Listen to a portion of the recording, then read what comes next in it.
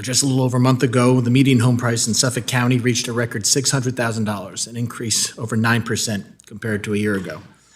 When combined with the fact that the average interest rate for a 30-year loan is still well above the sub 4% rates that home buyers were used to seeing just a couple of years ago, it is no surprise that many first-time home buyers struggle to enter the market.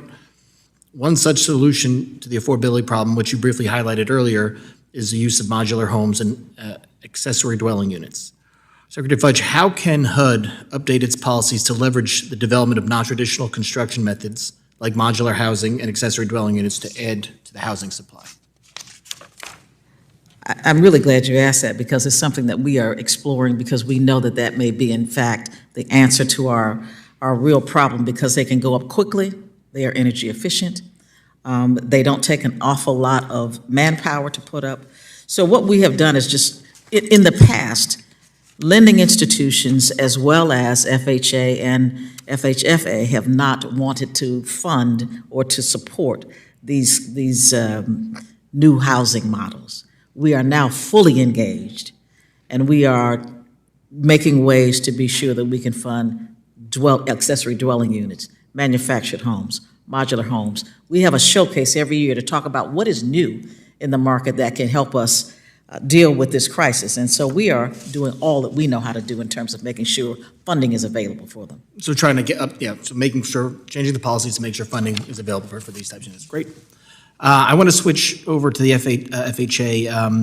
FHA loans are unique in that they're assumable by subsequent borrowers, provided the assumer or borrower is fully underwritten and qualifies for the loan.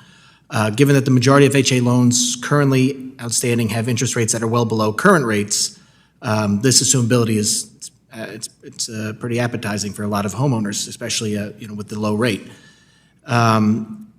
However, the fee that the lender or servicer can charge to underwrite the new buyer is well below the cost the lender or the servicer would incur. Is FHA considering raising the fee to ensure that lenders who process assumption requests in a timely manner without incurring costs to do so? I'm not sure, but I can ask. But I would say this. We've not gotten any complaints about the fees, but I'm certainly willing to take a look at it. And I'll ask our commissioner to do that. That'd be great, because I think if you can have some people assume some of these loans at the lower rates, it really would help with buyers. I practiced law and did a lot of FHA loans and closings, and the interest rates now compared to what they used to be, it's really painful on middle and low income buyers. More deposits are going to be made this week, and millions of older Americans and retirees will see a boost to their monthly benefit payout. But a growing number of Americans are beginning to lean on their Social Security income to make ends meet. Lawmakers have put forward plans to fix that, but analysts say this would cost billions of dollars. My dear friends, please make sure that you watch until the end of this video. Also, this coming Friday, I will be announcing several winners for the Walmart gift card giveaway. If you would like to enter these weekly giveaway, friends, simply click and like several of my videos, and then comment below the keyword of each video that you watch. According to the Motley Fool, every year since 2002, National Pollster Gallup has surveyed retirees to gauge their reliance on Social Security income. In all surveys, between 80% and 90% of then-current retirees noted that they lean on their monthly payout to cover at least some portion of their expenses. COLA is best thought of a Social Security's mechanism that accounts for inflation. In an ideal situation, Social Security benefits should rise by a certain amount to ensure that beneficiaries do not lose any purchasing power. In 2023, Social Security's 66 million beneficiaries had a historically high 8.7% COLA. On a percentage basis, it represented the largest year-over-year increase in benefits in more than 4 decades. However, average monthly benefits can vary widely, depending on the type of beneficiary receiving the payout. Based on estimates from the SSA that were released in mid-October, the average monthly benefit for all retired workers is expected to increase by only $59 per month to $1,907. That is for 2024. Retired workers receive the highest average monthly benefit among Social Security's 3 core beneficiary categories. This week's Social Security deposit will go out to beneficiaries whose birthdays fall between the 11th and 20th of any month. On the other hand, new data has revealed that household wealth swelled at a record pace during a crisis. Between 2019 and 2022, the median net worth of American families jumped 37% to $192,900 after adjusting for inflation. It is the largest rise ever recorded by the Federal Survey of Consumer Finances.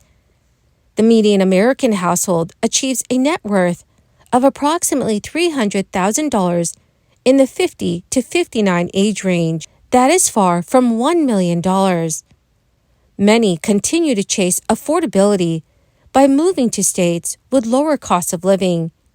And once again, no income tax states top the chart for most inbound migrations in 2023. The two largest U.S. states without income taxes is Florida and Texas, grew by most residents last year.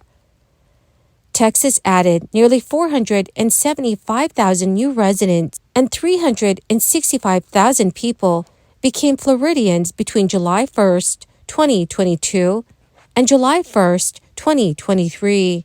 Meanwhile, two states with some of the highest state income tax rates in the nation lost the most residents. That includes California and New York, suggesting state taxes play a large part in Americans' moving decisions. To be sure, a move from a high state tax saves a chunk in income taxes. A California household earning the median income of $91,905 would save nearly $2,843 a year by moving from California to a no-income state tax. According to Yahoo News, residents of every state have to pay taxes one way or another, even if there is no income state taxes. The governments need to fund public welfare, education, infrastructure, and other services somehow. In general, residents pay through a combination of property taxes, income taxes, and sales taxes. That means in states like Texas and Florida, residents typically pay higher property taxes to make up the revenue.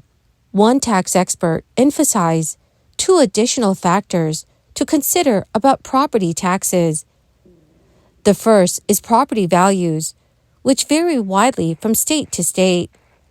And the second is how states assess property. For example, California limits annual assessment increases to 2% until a property is sold. But a state like Texas taxes properties at fair market value. Differing tax treatment matters most when property values are rising. When home prices rise, Texas property owners will likely pay a lot more in taxes. So while property and income taxes play a large role in the cost of living, experts recommend that anyone who's considering moving look at a state's overall value to them personally and find a balance. Well, my amazing and most awesome friends, that is the end of my daily stimulus update video for today. Dearest friends, thank you so much for being part of this community. I will be announcing several winners this coming Friday for the Walmart gift card giveaway. If you would like to enter these weekly giveaway, friends, all you have to do is click and like several of my videos and then comment below the keyword of each video that you watch. The more videos that you comment on, friends, the greater your chances of winning these giveaways. Thank you and have a wonderful and very blessed day.